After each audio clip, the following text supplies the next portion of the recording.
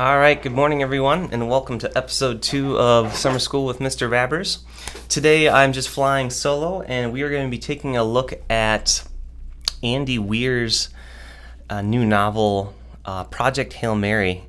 So there's a lot of science that is in this book that I could spend probably could spend a couple hours going through absolutely everything. I'm going to focus on the things that really jumped out at me that are just fun to talk about, as well as some things that you actually do maybe touch on in school a little bit. Some of the other things we really don't get to touch on much, at least in the high school level where I teach here. So Andy Weir is probably most well known for his work with The Martian. I forget when that was published, but the movie came out, I think, in 2016. I think my wife and I saw it pretty soon after my first son was born. So it actually might have been 2015. Yeah. Anyway, so he has this interesting way of writing. He's known for being able to write very scientific, with a lot of scientific accuracy.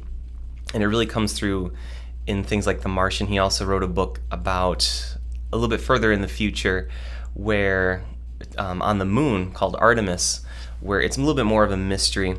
One of the interesting things, a literary device that he uses, is he kind of writes from two different perspectives. So with The Martian, you're kind of bouncing back between Mark Watney, who's doing these log entries and he's by himself on Mars, stranded, trying to MacGyver all this stuff to figure out how to survive long enough for NASA to figure out how to save him and bring him back to Earth. And then you also have all the technicians back on Earth in NASA doing and trying to do this back and forth. In Artemis, it's that's the main character, and then she has like a pen pal. She lives on the moon, and then there's a pen pal that she's in correspondence with on Earth. And for a while, the stories are kind of parallel, but toward the end, they intersect and kind of become important. That also kind of happens with this book, Project Hail Mary, because the main character wakes up from a coma. He doesn't know that quite a bit. He has amnesia, so he has no idea where he is, what his name is even, or what's going on.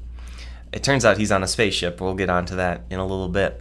But you're cutting back between him being in the main character's present. Let's see, his name is Ryland Grace. I can't remember that one. So Dr. Grace is the main character, and you go back and forth between him being on the spaceship and doing the problems there, and then he's getting bits of his memory throughout the book. And so you're kind of, again, parallel kind of storylines. You're building toward the end of the actual story, but you're also kind of building up the backstory as you go along. It makes for a very interesting and quick read. All right, so let's talk about the plot. There should be a big spoiler thing across the screen here, because if you do plan on reading this, my apologies, because there's going to be some things that I won't ruin the ending. But there's going to be a lot of details that I do go into. So I'm always one that if I hear about a story and I'm not sure if I'm going to get around to hearing it, I will just read about it on Wikipedia or a quick synopsis just so I know what happens. And I'm not the worst. I don't really care that much about spoilers, but I know there are some people out there who do. So this takes place pretty much in the present day, the early 2020s.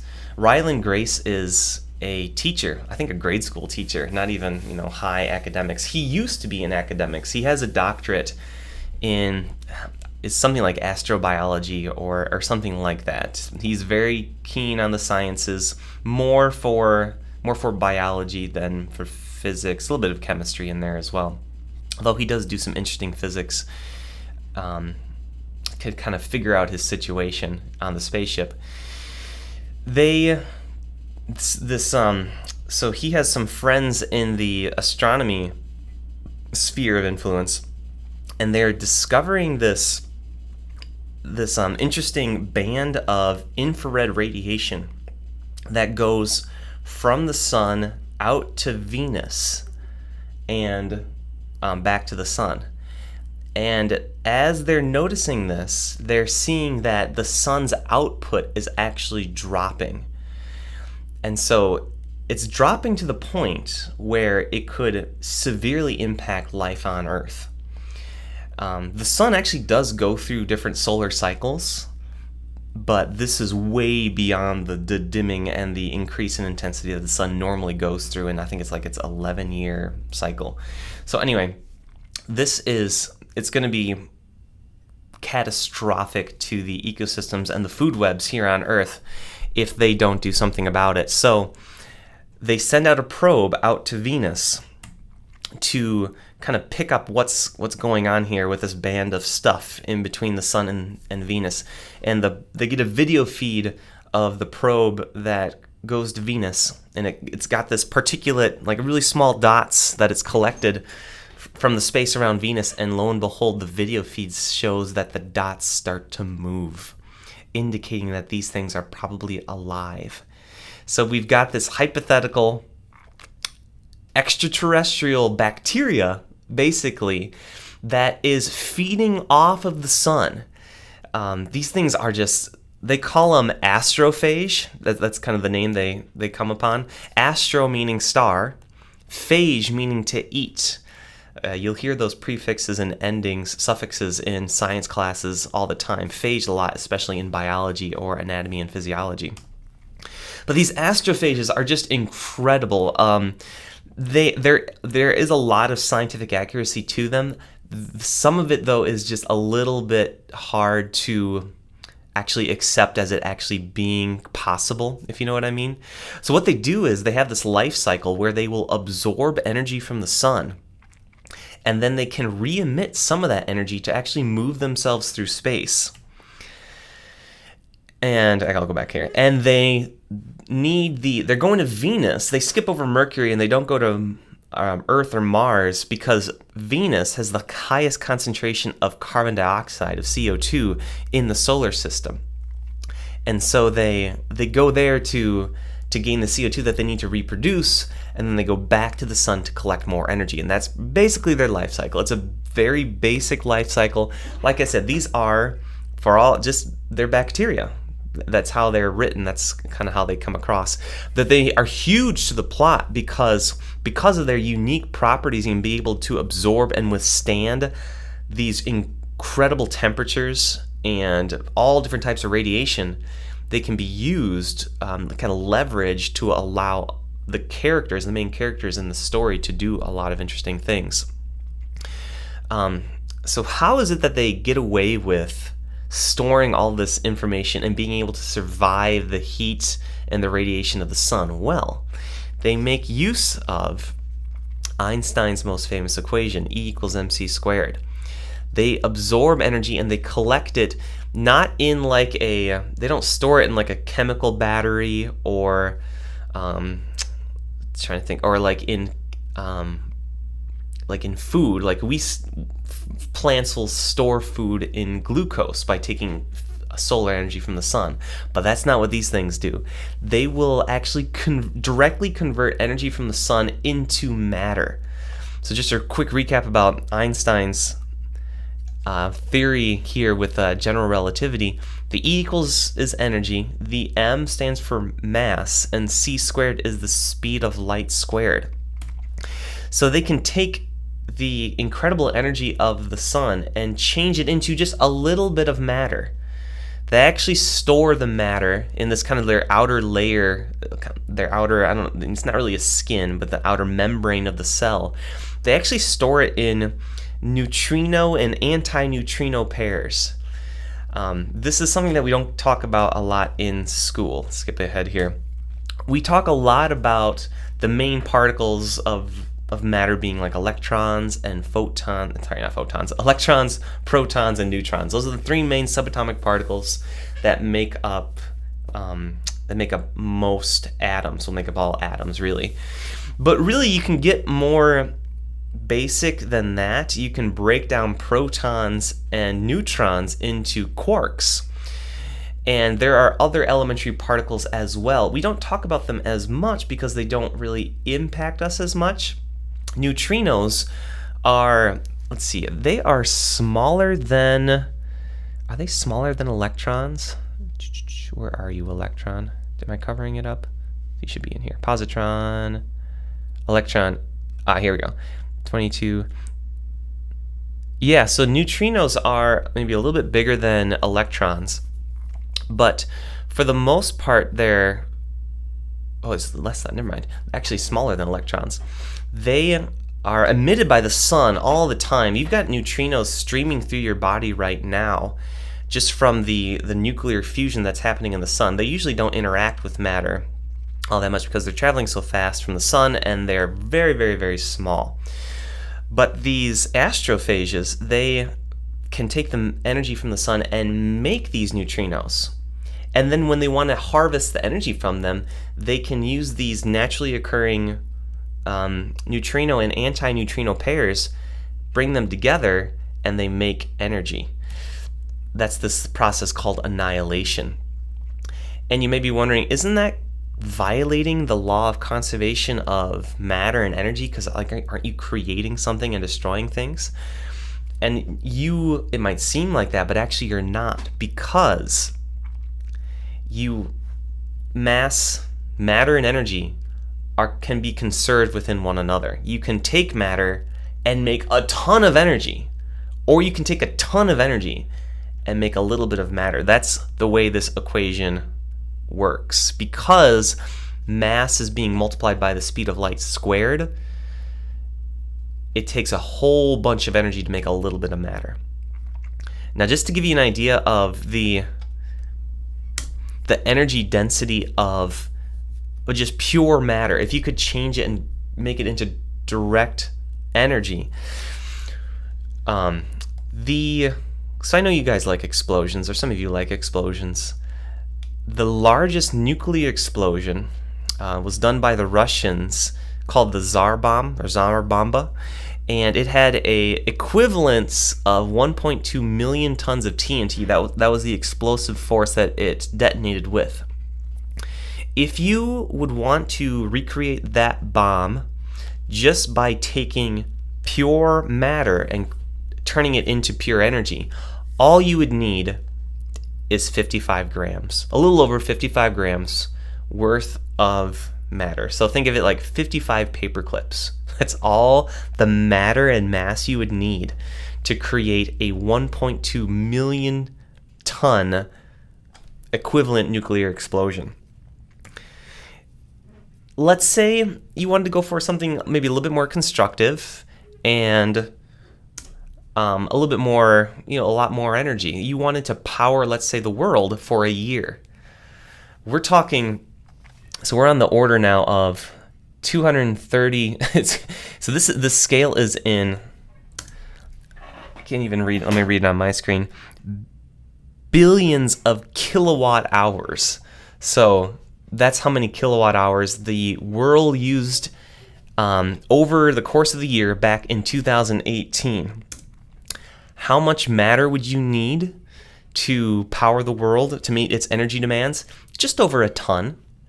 So, a car, like truck's worth, I don't even know how many pounds normal automobiles weigh.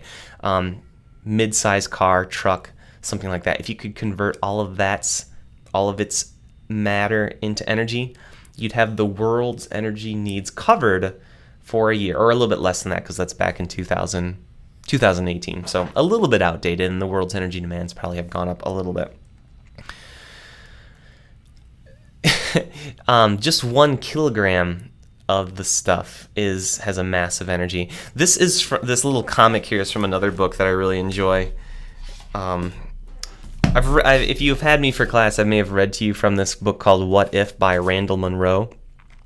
He does a lot of these crazy hypothetical situations, and in this chapter where this comic is from, he's talking about, if humanity were to die off, what would be like the last artificial source of light to last? And I think he posits that's going to be some type of nuclear waste. Before he talks about nuclear waste, he talks about the nuclear reactors, or not reactors, it's the nuclear fuel that's used in space probes. because if you're going to send a probe to Mars, you can use solar panels on Mars, but especially if you go into deep space missions out to the asteroid belt or Jupiter, Saturn, and beyond, you need something other than solar panels, usually because the sun's radiation diminishes by the square of the distance. It's the inverse square law.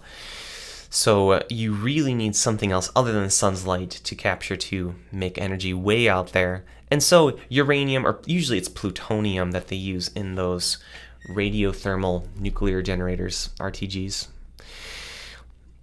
because they have such a high energy density. So this is measuring the megajoules per kilogram of different fuels. You got sugar, which we use for fuel, coal, fat, also we use for fuel. That's kind of interesting. Fat has a higher energy density than coal. Gasoline has a higher energy density still, but uranium is off the charts, 76 million. But just pure matter is 889 trillion, let's call it 90 trillion megajoules per kilogram. So even just amazingly energy rich and energy dense. If we could, I was just reading about this in another book, if we could tap into and do these matter-antimatter reactions to create energy, we would have our energy demands met very easily. And we could create, well, we're talking about propulsion in just a second, we could visit other star systems fairly easily because of the energy that these things contain. Unfortunately, antimatter is, as of this point, the most expensive substance known to man, even outdoing things like diamonds or graphene or carbon nanotubes, or trying to think of anything else. Oh, some of the really rare isotopes like californium or americium. Well, americium maybe not so much. I think americium's in smoke detectors. But antimatter outdoes all those, because right now the only thing that can artificially produce antimatter is big atom smashers, particle accelerators, like the Large Hadron Collider, which is like, that thing costs like $10 billion. And so you have to run it for a long time. If we now that's a scientific instrument. It was not specially made for antimatter. If we went ahead and built something specifically made to generate antimatter, we could maybe bring that cost down, but otherwise it's a no-go as of right now. Yeah. So these astrophages, they use Einstein's equation to create their own matter and then annihilate it to move. They actually release heat at this specific frequency. They're always radiating at 96.414 degrees Celsius, which is just below the boiling point, if you remember, for water. Water boils at 100 degrees Celsius. And you may be wondering, how can they move by emitting light? This is a real thing. They, I can't remember if I have this, I might talk about it later, but you can use solar radiation to actually generate thrust by the reflection. When photons hit something, they actually generate a little bit, because they do have momentum. And this is really weird, this is all the weird relativistic stuff. Photons do not have mass, but they do have momentum because they're traveling at the speed of light. They have their own momentum because of that. Don't ask me to explain why at this point. I don't fully understand it, but they can generate a force. And so if you release photons, you can actually generate a little bit of force. If you release a lot of photons, you can actually generate a lot of force, and that's what these astrophages do. Okay. I think that's all I wanted to say about the astrophages. Yeah, let me check my notes here. Yep, so they're extraterrestrial. They kind of talk about the idea of extraterrestrial life, because it does come up a little bit in another section in the book. There's this idea of panspermia, where all life like originated from one place within the universe, and like if there would be alien life, we'd be all kind of somewhat related, and it's all like being scattered about by asteroids and comets. It doesn't really explain where that life originally came from, but it is kind of interesting nonetheless. Okay, let's take a look at the ship. Let's go back to the plot to explain the ship. So what they notice, is the people in the book start looking at other stars, and they notice, oh man, all these other stars are also getting infected with these astrophages. Their energy output from the other stars are diminishing. And we're seeing this radiation, this infrared radiation coming from the band, coming from the stars. From nearby ones like Proxima Centauri, and I forget, Wolf 359 is another one. I remember that one because that's in Star Trek. But there's the star system called Tau Ceti. That's about, where are you? It's about 11.9 light years away. And they notice that they have the astrophage around this star, but its solar radiation and output is not diminished. And so they get to thinking, if we could go there and figure out what is different, this is like just pure science, really written out well. If we could go there and figure out what is the difference between the Tau Ceti system and our own solar system, to figure out what is keeping these astrophages in check, then perhaps we could find a solution for back on Earth to keep the astrophages in check, to keep it from diminishing the star's output so that we have enough output, enough solar energy to keep the crops growing and keep the animals going and keep humanity going back on Earth. So, are they going to send a probe? No, not an unmanned probe. That's, again, this is today's technology. A probe would not, even today, they don't know what they're looking for. If they have an idea of what they're looking for, space probes are really good if you know exactly what to load it up with, what scientific instruments to load it up with, and then you can do some science that way. But for a mission like this, they need it to be manned, to be personed, and so they get a crew of 3 people on the ship, the Hail Mary, to go to Tau Ceti, another star system, to figure out what is in the star system that's keeping the astrophages in check. Now, how are you going to get to Tau Ceti within a lifetime? Because if you try to do that with today's chemical rockets, or even today's chemical rockets, maybe plus some ion drives, the crew is going to die before you get there. It's going to take too long. It's, like I said, get out of here. It's 11.9 light years away. Meaning that even if you traveled at the speed of light, it would take 11.9 light years. We can't even get up close to the speed of light with today's propulsion technology. There are some ways that you can do that. Well, there were some ways that were discovered with previous technology. Back in the 50s and 60s, they started to toy with the idea of releasing nuclear bombs behind a spacecraft, having it push on this pusher plate here, and it'd have these huge shock absorbers, and you just release these things one after another, and you can accelerate the spacecraft with multiple nuclear explosions. And you could do that. You could accelerate, I think they thought maybe like 15 or 20%, maybe it was like, it's low, I'm going to say between like 10 to 20% the speed of light. So, cruising pretty fast. At that rate, you could go to something like Proxima Centauri within a lifetime, potentially. We're talking like 50, 60 years. Don't quote me on that math. I need to double check it. Here is some interesting test footage. So they never actually made this craft. And I'm going to skip ahead here a little bit. They never actually made this spacecraft, but they made these test demonstrators to show that it could feasibly work. So these are just conventional high explosives. And I'm actually kind of amazed that they were able to get this mechanism to work. And this is just in Earth's atmosphere under gravity. With the Orion project, with the nuclear propulsion, they would either launch it with conventional rockets and then let it use its nuclear propulsion in space, once it gets into space, because the idea of trying to get out of Earth's atmosphere using nuclear rockets or nuclear explosions, not the best idea with the radiation and the fallout from that. But it's kind of mesmerizing to watch these things drop and then explodes. And every time it explodes, you're giving it a little bit of a push.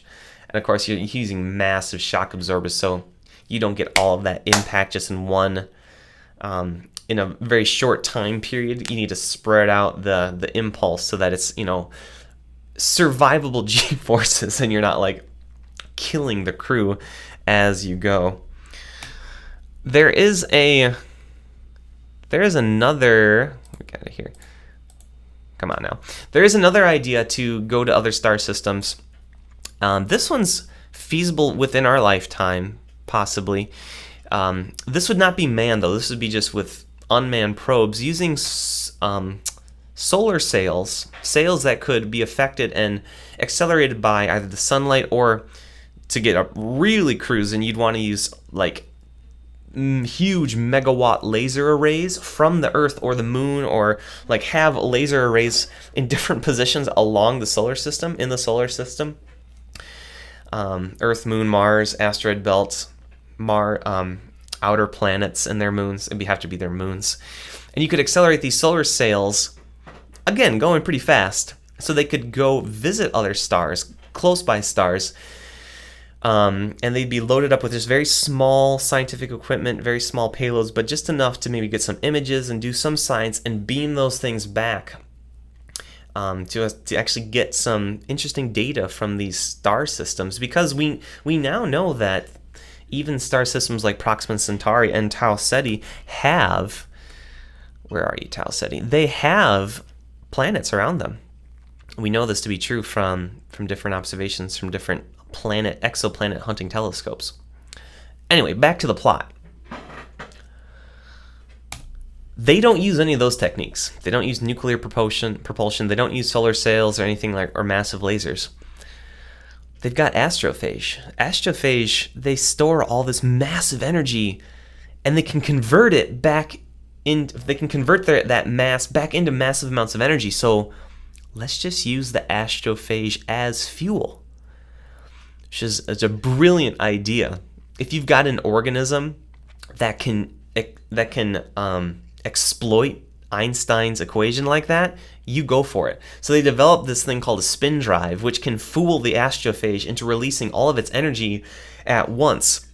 And it's a massive amount of heat. Like in a test, they take just like a microgram of the astrophage and trick it and put it in this prototype spin drive, and it like melts a steel plate from the thrust that it generates. It's incredible. The output, I think the author estimates the output of this rocket or the spacecraft is something like 540 trillion watts. It's an insane amount of energy that the spin drives generate. Whoops. But they can use that to accelerate at 1.5 G. So even beyond, they can keep speeding up and going faster and going faster and going faster at the acceleration of 1.5 times the acceleration due to gravity here on Earth, which would be about, physical science students remember, so normal Earth gravity is 9.8 meters per second squared. 1.5 G would be about 15, or around there, 15 meters per second squared. So doesn't sound like a lot, but you're going to be doing this for years on end. You're going to be accelerating up to your halfway point, and then that's as fast as you're going to get. Then you need to turn around and then fire your engines in reverse to slow yourself down, because if you kept accelerating all the way to Tau Ceti, okay, you get to Tau Ceti really quick, but then you just cruise by it at like, I think this thing got up to, the author said something like 80 or 90% the speed of light was something like its average velocity, which is just insane. And we're going to talk about like some interesting effects that happen at that speed in just a second. But then you'd be cruising past Tau Ceti at 90% the speed of light, and you got to slow down. If you try to slow these spin drives can only, I think they could generate a lot more acceleration than that, but just if you if you know anything about fighter pilots or astronauts, the human body can only sustain so many Gs in either in long duration or in short duration. In short duration, I forget what it is, but the blood, if you're standing up or sitting down like I am, if the force of gravity is going down from my perspective, like from my head down to my feet, the blood is going to start to pull away from my brain and you can start to black out if you accelerate at too high a velocity. And a lot of other bad things can happen if you are exposed to those high Gs over a long period of time. Let's see, I lost my train of thought. Yeah, so you only want to accelerate at 1.5, or around 1.5 G is what they estimated, and the author did, would be, that's fine for the human body. Now, cruising up to 90% the speed of light, some interesting things happen. And it's because of special relativity. Again, talking about Einstein and his groundbreaking work. So time is, maybe you've heard that time is not relative. Time changes with a couple different things. And one of those things is speed, especially when you get up to relativistic speeds, approaching the speed of light. So I use this thing called Omni Calculator. I can go to it here. Omni Calculator is kind of help me with some of the quick calculations. If you're curious about this, you can. They do all these interesting relativistic calculations. You don't have to be a math whiz to do it. Although for this one, they actually do show that the equation that they plugged it into, this one up here, which is it's nothing crazy, just some square roots and some squares. But the time starts to change. There's this interesting thing called the twin paradox, which came about shortly after Einstein came up with his theory of relativity, special relativity, is that if you take twins born at the same time or very close to one another, put one in a spaceship and accelerate that spaceship out and back to Earth, and it's got to be going close to the speed of light. Like I plugged in 90%, 0.9 times the speed of light. Then you bring him back to Earth. The twin on Earth that did not do the space travel will have aged more than the twin in the spacecraft. The twin in the spacecraft experienced less time. His clock ticks slower compared to the clock back on Earth. And that's actually that's what they talk about in the book as well. So the main character, Ryland Grace, he only experienced a time of about 6 or 7-ish years to get from Earth to Tau Ceti, but back on Earth, it was something like, I think it was more like 13 or 14 years. So I think maybe 0.9 was a little bit too high for his average velocity. But yeah, he experienced maybe like 5 or 6 years, and back on Earth it was like 13 or 14 years. I had to double check in the text. But that plays to his advantage, because then he doesn't have to spend as much time in the space capsule or in the ship. He does still have to. Where are we? I got it back. That is still way too much time in a small, cramped spaceship just to be, alive and conscious. The author talks about a study that the Russians did, and I have to double check on the validity of this, but apparently the Russians, as they saw that the United States was going to beat them to the moon, they thought, okay, instead of trying to match the U.S. in going to the moon, let's try to one-up them and go land or fly by some astronauts or some cosmonauts to Mars. And so using just conventional rockets to get to Mars takes between like 6 to 9 months under the best conditions, doing a Hohmann transfer.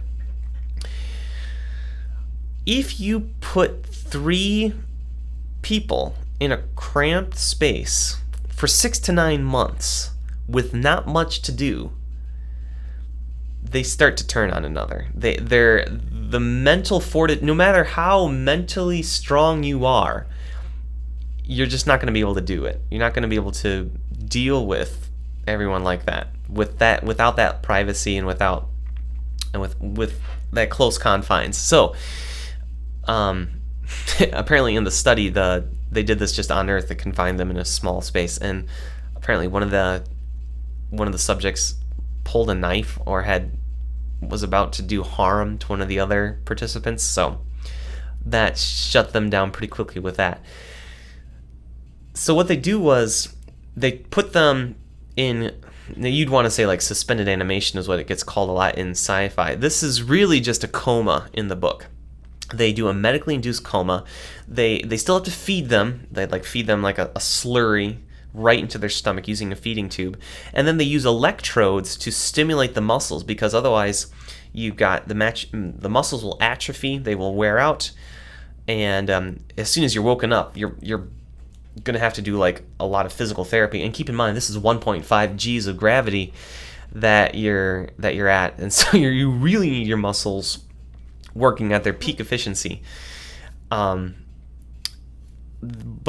yeah, so most people can't survive a coma that long, though.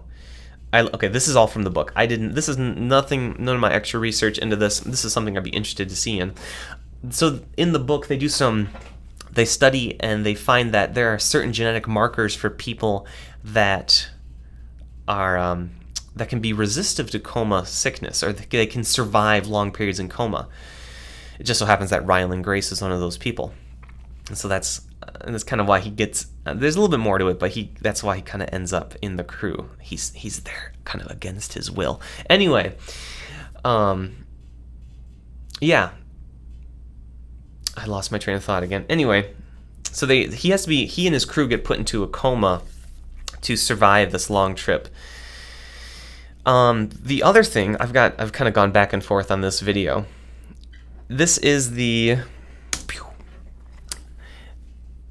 on this part of the diagram of the ship, you see it doing this weird thing where it's put into an interesting configuration where it's suspended by these pulleys, by these tethers, and then put into a rotation. Now, the reason why they do that is because to simulate gravity. If you want, there's nothing that we know of right now that can actually create gravity artificially. Like create a gravitational force. We can mimic a gravitational force using rotation, the centripetal and centrifugal force. I always get those confused. One is going out, one is going in toward the center. But it's those forces that we use to simulate gravity and that we could do. So I mentioned this in my preview. Where are you? There we go. In the Martian, they've got the ship, the Hermes, that has a habitation ring that rotates to give them, it's something like, it's not full Earth gravity, but it gives them some gravity so that they don't have to be in 0G the whole time. You might be wondering, I'd love to be in 0G the whole time on my trip to Mars. Well, as we find out with long stays on the ISS, the longer you stay in 0G, the worse off your muscles are. You need you lose muscle mass, you lose bone density, and you don't really want that for getting back to Earth or to Mars or something else. The other reason why they do it in this book, Project Hail Mary, is because they've got all these scientific equipment. They just loaded this thing up with anything and everything they might need. They downloaded everything from they downloaded the internet onto solid state hard drives and put it on the Hail Mary to give them anything. And there was a little scene where the head director goes to court, the director of this whole project, and says, I'm here. We're here to save humanity. I've got the authority to do this. I'm just here out of courtesy. She has like a waiver or something from the president saying if she is indicted on something, she's already pardoned because they've just given her so much authority to get this stuff done to save humanity. It's kind of an interesting scene in the book. But yeah, so they've got all this scientific equipment, all this data on the spacecraft. They need the gravity for the equipment to actually work. Most pieces of scientific equipment need gravity to work. You might be wondering, well, what about what about what they do on the ISS? They specifically made it to work in zero gravity there. In the book, they're working under a time crunch, and they want equipment that they know works well. It's got decades, scores of years in development that they know it works well in in one Earth gravity. They don't want to try to quick develop some of these other pieces of technology to work in 0G, and it might go wrong. This is the whole of humanity is kind of hinging on this one mission.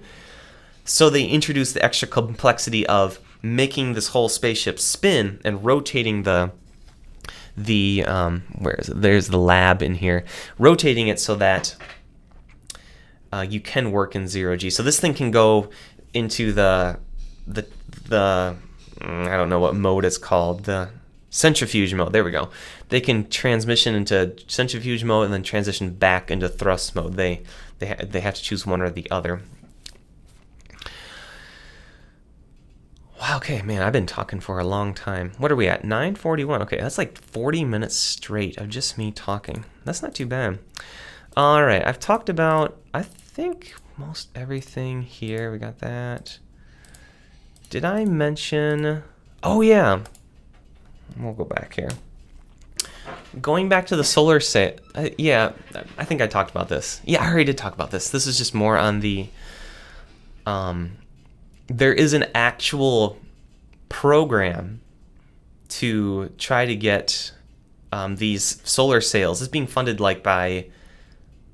It was started kind of off by Stephen Hawking when he was still alive. It had a lot of funding. I'm not exactly sure where they're at right now. But they do want to try to do this. Send probes to another star system. We know that there are these planets around the other star systems, and we want to see... Mostly we're curious about if there's water or other signs of life. Now maybe that's kind of what we'll end with today, is because... There's another alien that comes up in the book. His name is Rocky, and he's an human intelligence level alien. This is the only drawing that I could find. I didn't want to try to draw him, but he has a lot of interesting biology. He comes from I can't remember where he's from. He's from another star system. His people are also suffering this problem with the astrophage, and they also developed the spin drive technology with the astrophage fuel to get them to the star system to figure out what went wrong. His people, his species, they have some very advanced material science, but they actually don't. Some of their technology is actually behind where we were at in the book. They still use analog signals. They hadn't done much space travel before this. They built this to save themselves. They have, interesting biology. It's like they're, instead of mostly water, they're mostly mineral based. They have a lot of metals and heavy metals that they eat and consume. His blood is mostly mercury. So mercury is a liquid metal that flows throughout. Very mathematically savvy. They kind of get to talking. When they do first contact and they try to figure out each other's language and do translation, Rocky communicates through sounds and different tones and different chords. And let's see, I lost Ryland Grace kind of comes up with a spreadsheet and a little program that can take his tones and chords and translate into words. Some of the first things that they translate or come to understanding on are the basic units of measurement for science. So the most basic units are things like time, length or distance, and mass. All the other units, and this is something that I wish we could talk about more. I probably should just do a better job of it. But any other unit in science, whether it's newtons or watts or I can't think of any other ones right now. But any of those other units they're all different combinations of seconds, meters, and grams or kilograms. And so they bring out like a clock each. Rocky had his version of a clock, and Ryland has his analog clock. And that's how they start talking about the number system, 1, 2, 3. Rocky, they are not base 10. They do like hexadecimal base 6 was most of their math. But he can do like the conversion in his head very easily. And so he does everything in Ryland's units for the metric system. Ryland kind of has in his mind, since he's American and a scientist, he kind of thinks in both unit systems, like, oh, it seems to be about a foot wide and 2 centimeters tall. It's like, I hate that I think in both unit systems. It's kind of interesting. I kind of find myself doing that sometimes too. Like, I know what a foot is, so I use that, but I also I love centimeters and millimeters because I cannot think in fractions of an inch.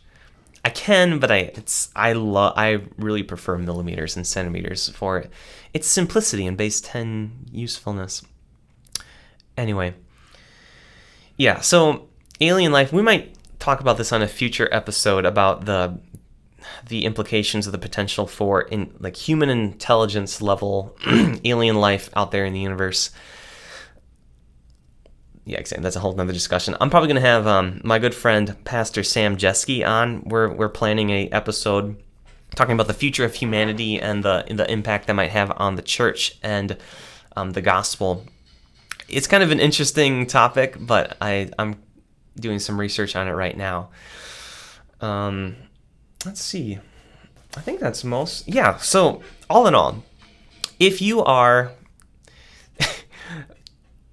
not doing any reading this summer, I would highly encourage you to do some reading. This is more to my students. If you're one of my peers, you can do whatever you want. But yeah, if you don't know what to read yet, and what I kind of just talked about sounds interesting, start with The Martian or Artemis. Those are great books. Project Hail Mary is also a great book. If you like that scientific realism, really good story writing. It reads really easily. It's not I was always afraid of reading longer books when I was younger because I thought it would be like a chore. Because most of the books that I had been exposed to, it was kind of like a chore to read.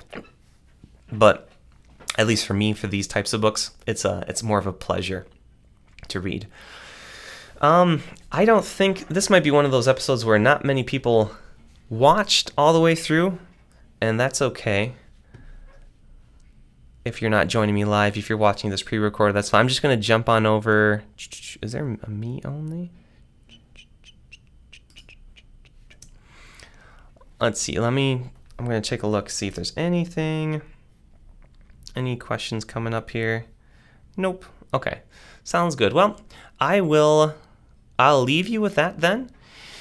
And I'll give you some more information on the next episode. It will either be that episode that I just talked about with Pastor Sam Jeske, talking about kind of the future of humanity and implications for the church, going like what's it going to look like with what SpaceX wants to do, and what kind of like the far future of humanity looks like with artificial intelligence and going out into the stars, and kind of the mentality of that and what God's word has to say about that mentality. Is it right? Is it wrong? What should our view of the future and futurists be? How can we minister to them best? So that's what we're kind of some interesting deep stuff there. I also have my cousin Jennifer Presser lined up tentatively right now to talk about her career in casting in Hollywood productions. So if that interests you, that's a little bit outside my comfort zone, but that might be interesting to some of you. So it's interesting. It is interesting to me. Not my first, not my area of expertise, but still very interesting nonetheless. And she has, I'm sure, some words of wisdom for any of you who might be interested in going into that, coming from a Christian background. So thanks again for watching, if you're watching this pre-recorded, and we'll see you again hopefully soon. All right, bye-bye.